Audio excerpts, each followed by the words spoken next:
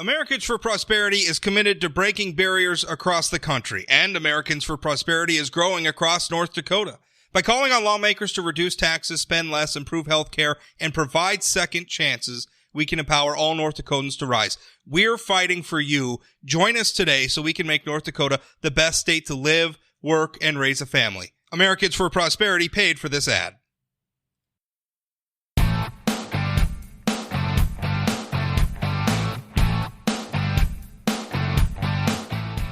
In 2020, North Dakotans are going to be choosing a new state treasurer for the first time in, well, frankly, it's been a long time since North Dakotans have chosen a new state treasurer. Kelly Schmidt's been in office for a long time. She opted not to run for another term as treasurer, and so that has opened things up. Republicans have a couple of candidates. They have in the race already a couple of state lawmakers. Democrats have a candidate now as well, Mr. Mark Haugen, who has been active in Democratic politics in the Bismarck area for a long time, works at the University of Mary. Mark, how you doing? I'm doing well, Rob. Thank you. Tell us, first of all, tell us what made you, tell us about the decision-making process. I'm always interested in that. What makes somebody who's not held public office before, I'm assuming, I guess maybe, have you held local office before? Is this your first foray into elected office? And what made you decide to want to be treasurer? Yes, thank you, Rob. I'm right now. It goes back a couple of weeks ago, so this has been a very quick decision between my family and I. But I received a phone call from the candidate search committee within the Democratic NPL party, and I pulled over. I was actually driving down Washington Street here in Bismarck. I pulled over and started talking to the search committee member, and he said, "Mark, we've been talking a lot, and you're be the perfect candidate to be our treasurer candidate in the Democratic NPL, and we want you to consider it." So, and I kind of, over the weekend and through that early in the week, I kind of thought about an old nonpartisan adage, where the league seeks the man. That's I have roots in the old nonpartisan league with my grandfather, and I thought, that was pretty neat that they called and asked me to do that. And so I talked to my family, talked to my father, my aunts, and my wife, and we decided, yes, let's do this. So we set up a press conference for yesterday and got this rolling. What in your background, what in your work experience commends you to this office specifically? Well, basically, like I said, I currently work out at the University of Mary, and of course, the treasurer's office works with a lot of different data systems and analytics to make sure that these funds, 30 separate funds, get distributed properly to various subdivisions throughout government. And with my work out here at the University of Mary, we try to manage 1,200 online students, and we have similar processes in a student living in Spokane, Washington, or wherever, and they're taking an MBA class from the University of Mary. We need to try to manage them through a process, and students, older than average students, if I can use that term. I apologize if I offended anyone by saying older than average, but they have challenges too, and we need to develop systems to try to manage them. So that's probably some more pertinent experience. And also, I'm treasurer of the North Dakota Democratic Nonpartisan League, and then that also it's a big operation, and so I do have a fiduciary responsibility to make sure that the bills are paid, and we get funds out to the districts to help their campaigns, and so that's my role as well. So those are two very pertinent functions and jobs that I do that would be some of the work that the state treasurer does. So let me ask you this. I mean, what makes you want to run for treasurer specifically? I mean, what are you seeing in that office that you could bring for North Dakota that you could improve, or new initiatives you could start? I mean, what are your ideas? Well, I wanted to just go back to some of the issues that the state treasurer's office had up through the last legislative session. Now I want to make sure I'm not running against the current state treasurer. She's not running again. I know it's obviously it's an open seat, but it really concerned me how this all played out with the funds for the Common School Trust Fund, the Foundation Aid Stabilization Fund, and the Water Resource Trust Fund. Those misallocations, the distribution dollars were not appropriately allocated to the subdivisions or into those three funds, and that totaled $262 million. And from my work or my research I've done is that that was at least a 7-year process from 2012 to 2019 where there was a misallocation within a formula in getting those funds distributed, at least into those 3 funds. And that's the 3 funds that got most of the press, so to speak. So that really concerned me, so to speak. And I'm a left brain, analytic data type of person, people who know me. And you know what, I think I can do a better job of running this office. And so that's why I put my name in the hat.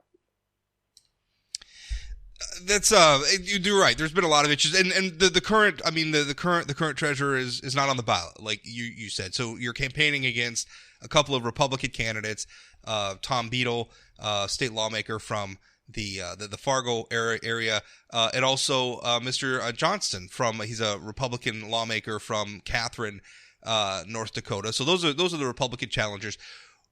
Why you and not them? Draw that contrast for me. And I realize, I mean, it's a little hard because there's 2 of them and they're going to have a competition and they're going to, for the Republican Party's nomination. So you don't really technically have an opponent yet, but, you know, eventually North Dakota voters are going to cast their ballots on this. So why you and not them?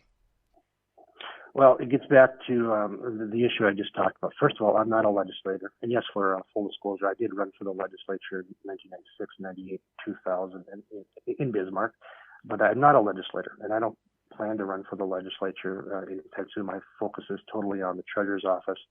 And in the last legislative session, the fix, so to speak, and I got Senate Bill 2362 in front of me here. The fix, so to speak, was kind of done in the last hour, you know, when people are tired and not tuned into the legislature as much as they are. I thought, I'm going to use the term, let's get this done, let's sweep it under the rug. And, you know, my 2 potential opponents, they were part of that process. I know that they're in the legislature and they said, this is what we're going to do. We're going to fix the problem. And, you know, so I won't, I hope I can bring a little bit of independence and that type of culture so that we can keep a distance as a state office holder, keep a distance, you know, when we have to deal with it. We take responsibility. I don't think the legislature took responsibility for the $262 billion misallocation over the 7-year period. I don't believe the AG's office took responsibility. There was never an AG opinion here.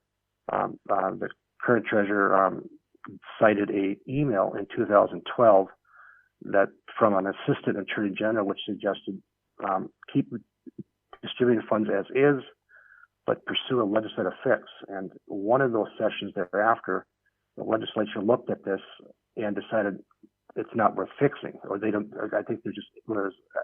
Obviously, it's been reported now that there was ambiguity in the law. 2362, Senate Bill 2362, looked like it's fixed the problem going forward. But this went on for 7 years, and so there's blame all around here. There's the legislature, there's the AG office, and the treasurer's office. What would you have done differently if you'd been in the position when this was going on? Well, I'm going to go back. I'm a 34-year paramedic, EMT and paramedic as a volunteer and a paid paramedic and as an educator in North Dakota. So I'm going to go back to an adage and just keep it simple for this here. It's all about communication. And the communication link really got broken down, I think, with the AG's office here. And I'm going to go back to an old EMT, Rob. It's called closed loop communication. And I'm going to use my paramedic skills here when I try to compare and contrast.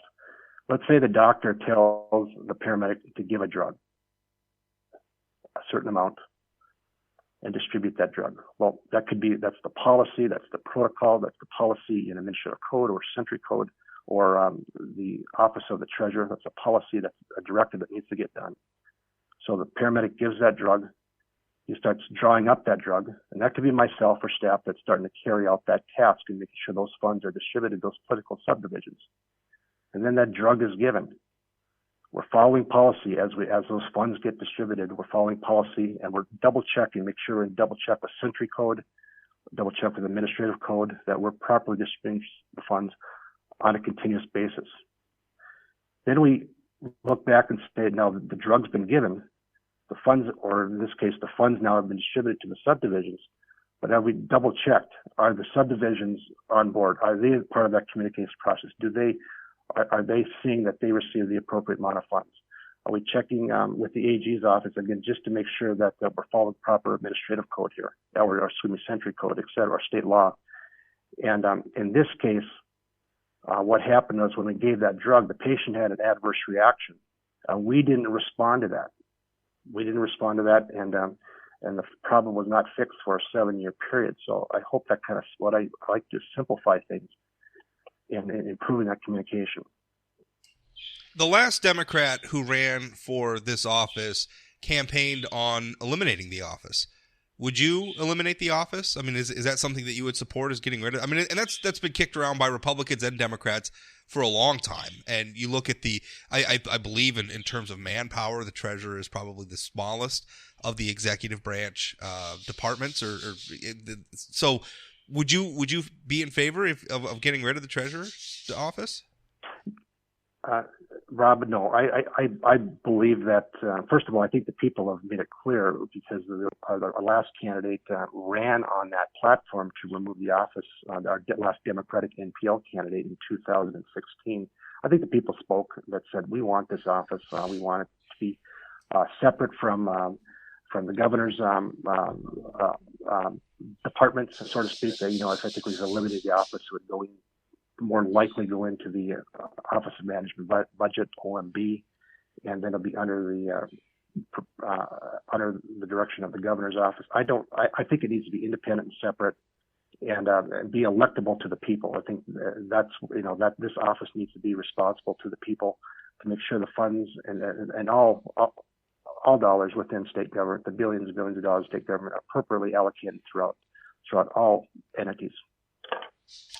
Do you feel? Let me ask you this question now. I mean, just at the end of the day, I like to have debates about policy and ideas and all that stuff, but political parties are very much a part of this, and political parties are very much an important part of the process, as you must feel, because you've been very active in your political party in various leadership roles for some time. Political parties are important.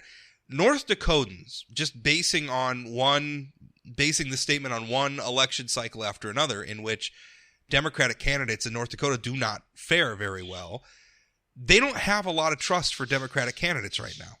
I don't know what other logical conclusion we can draw from these election outcomes than that.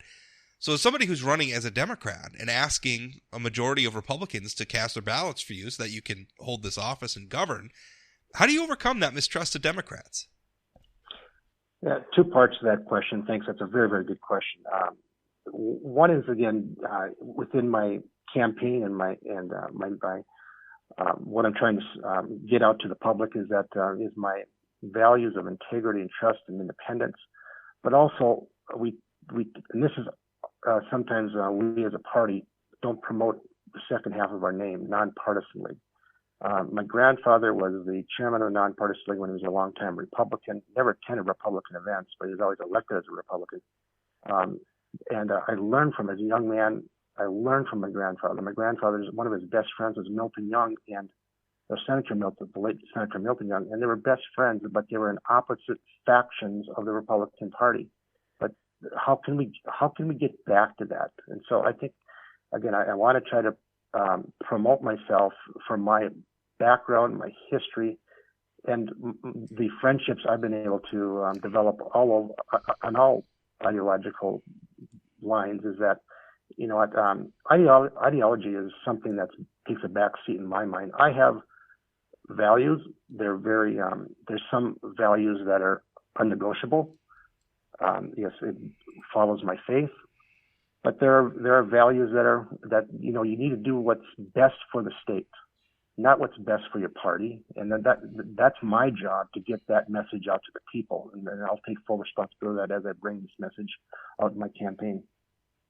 It's always interesting to me because in fact, I know you've corrected me in the past. You've sent me an email about not appending that NPL on when I talk about the North Dakota Democratic Party.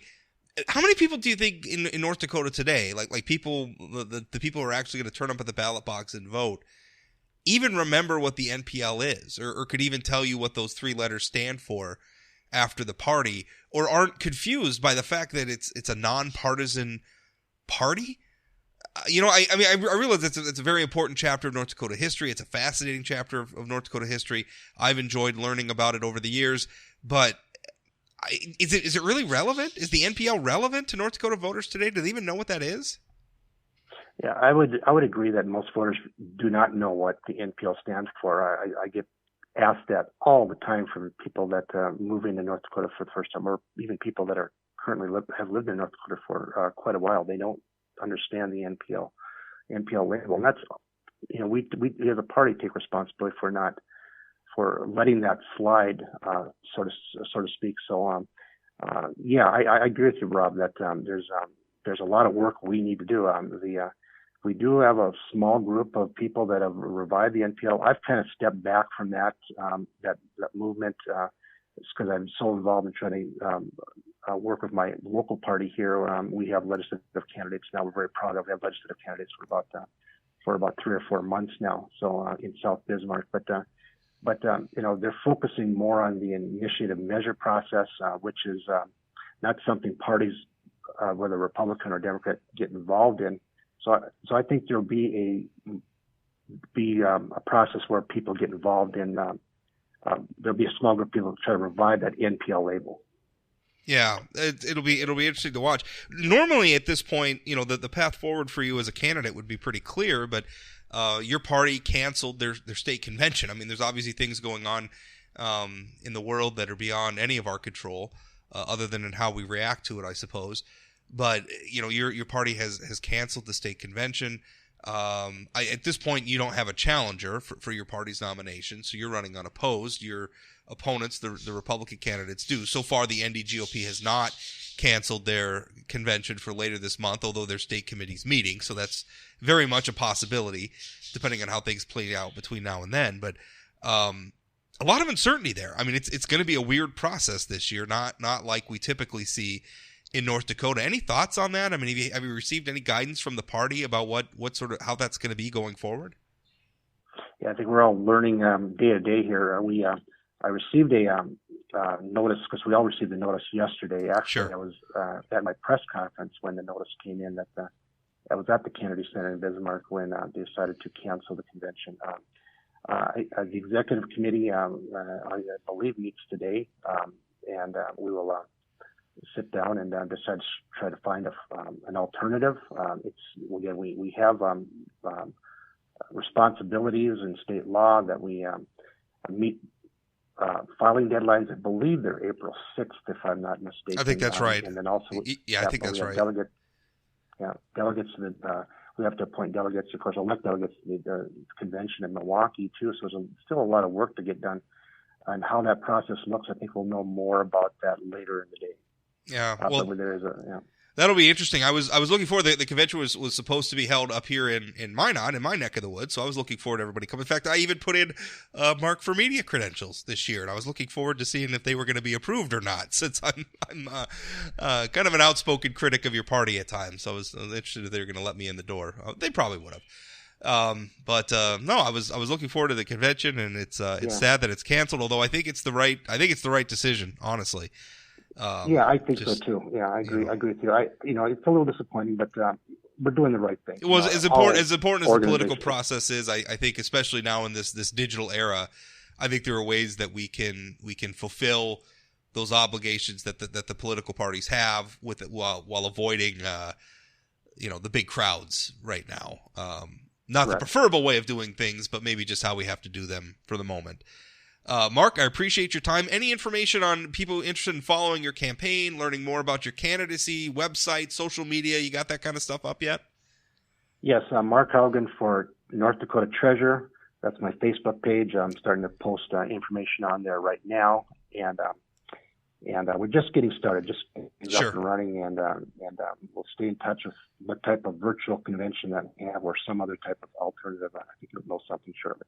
Yeah. Well, Mark, thank you for your time. I appreciate it. Thanks, Rob.